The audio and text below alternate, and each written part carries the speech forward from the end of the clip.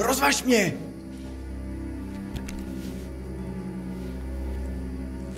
Rozvaž... Miroslav Cimburka? Co? Kdo jsi? Co ten kraval venku? Je bitva? Už je po ní. Jmenuji se Jindřich. Přišel jsem tě s tvým bratrem osvobodit. Balšán je naživu? Trochu od krve, ale je naživu. Kde je? Venku. Díky, Jindřichu. Tak se pojďme přivítat. Míro! Míro! Kurva. Celý hrad se rozpadá, ale zrovna tohle drží jak ďas. Míro! Co vám trvalo tak dlouho?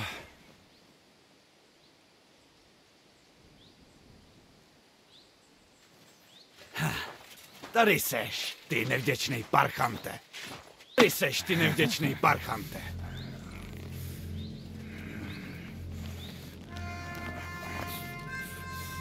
Ale co pak? Stahalo tě leštění klády? Furt mám dost síly, abych ti zvalchoval hřbet. No dobře.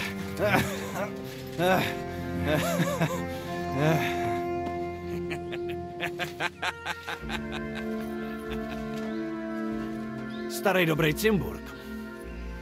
To jo. Všude dobře, doma nejlíp, co? Trochu ironie, že jsi mi zachránil krk zrovna tady. Jak z nějaký básně.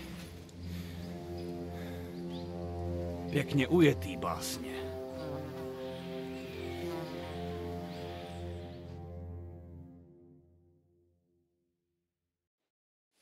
Dobrá práce, Jindřichu. Bez tebe bych to nezvládnul. Máte oba moje díky, doopravdy. Ale co vám kurva trvalo tak dlouho? Po tom přepadu jsem se vydal na Suchdol, sehnat chlapy na pomoc. No moc jich s tebou nepřišlo. Chtěli prachy, co? Ha, ani ty prachy ne. Za hradbama jsem našel jen bandu přizdi sráčů. Chlap tam nebyl ani jeden. A co tady Jindřich? Jindřich naštěstí není místní. Odkud jsi, Jindro? Ze Skalice, pane. Jdi do prdele s pánem. Říkej mu sám hnát, jako všichni. Sám hnát. To je dlouhý vyprávění. Řeknu ti to jindy. Tu historku nesnáší. Asi stejně jako jí ty miluješ. Jo, ale kdež, Jindro? Radši nám pověz, kde ses naučil takhle zacházet se zbraní. Bylo to kurva nádherný. Měl si to vidět, brácho. Byli jsme jak dva andělé s planoucíma mečema. No vážně, Jindro, kde ses učil bojovat? Balšán jen tak někoho za bojovou dovednost nechválí. Až mě mrzí, že jsem to neviděl. Všechno, co umím, jsem se naučil v boji. Buď vyhraješ, nebo umřeš. Bitva je nejpřísnější učitel, ale taky ten nejlepší. Seš pěkně tvrdý parchant, Jindřichu. No, co s váma teď bude, když je hotovo? Hotovo? Teprve jsme začali, Jindřichu. Míro, řekni mi, že víš, kam to vzali. Nevím kam, ale vím kdo. Když jsme přijeli, jejich družina se rozdělila. Vede je takovej velký zmrt, který mluví blbě česky a říká si Šarkán. Vyslýchal mě, ale řekl jsem mu úplnou píču. No tak mě tu nechal. Tak to vypadá, že před sebou máme další krvavou práci. Ale nejprve musíme odměnit tady Jindřicha. Tu máš. Poctivá výplata za poctivou práci. Díky. Jestli si chceš vydělat víc, za pár dní se zastav. Ozbrojenej a nabroušenej jako dneska. My se tu zatím utáboříme.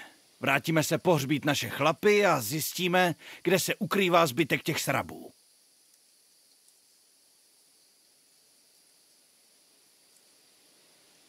Co vám ukradli tak strašně důležitýho? Odpust, Jindro, ale to ti nemůžu říct. Je to otázka cti. Vždyť nám pomoh, Balšáne. Drž hubu. Jestli se to někdo dozví, jsme v prdeli. Už takhle nám vlastní matka odmítá předat dědictví. Nebo si zapomněl, proč jsme tady? Ne, nezapomněl. Si myslím. Promiň, Jindro, teď to fakt nejde. Až to najdem, všechno bude jasný. Ale teď by to udělalo víc škody než užitku. Takže to je vaše rodové sídlo? Vypadá dost neudržovaně. Taky je ten hrad už po staletí opuštěný. Náš rod má jistou tradici chudnout. Ale hovno. To, že jsme se nenarodili se zlatým ceckem v držce, ještě neznamená, že umřem v ožebrotě. Náš dávnej praděd sice musel Cimburg opustit, ale pak se Štěstěna zase otočila. Máme ještě jeden hrad Cimburg na Moravě. Který jsme taky museli opustit, brácho. Jo, to je pravda. A teď Cimburkové sídlí v Sehradicích. Sehradice jsme museli opustit, když nám vlastní strejc odmítnul dědictví po otci. Dostanem ho zpátky. Přece jen by mě zajímalo, proč ti říkají sám hnát. A je to tady. Ano tak. Je to dlouhá historka, na to nemáme čas. A jen to řekni, bratříčku. Neřeknu. Smál by ses zase jako úplnej kretén. Nesmál, slibuju. Ne, nevěřím ti. Promiň, Jindro. No, tak to se holt nedá nic dělat. Budu to muset říct já. Ježiši Kriste, to nemyslíš vážně? Ale no tak, bráško, je to sranda. Když jsme byli malí, jedna převorka nás na hrad chodila učit číst a psát. Chodila za náma brzo ráno a jednou vkročila k Mírovi do komnaty a chytla ho. Já to ani nedořeknu. Pane bože. Přistihla mě, jak si zrovna leští meč. To je to. Cože? Honil si šulína jak káču na provázku. Hrozná prdel, fakt. Od té doby už k nám na hrad nepřišla. Tak možná proto neumíš pořádně číst. Jo, asi jo. Teda. Čekal jsem všechno možný, ale tohle ne. Ocenil bych, kdybys to nikomu neříkal. To dá rozum. Jinak tě bude muset zabít. Co? To bych... Já dělám si prdel.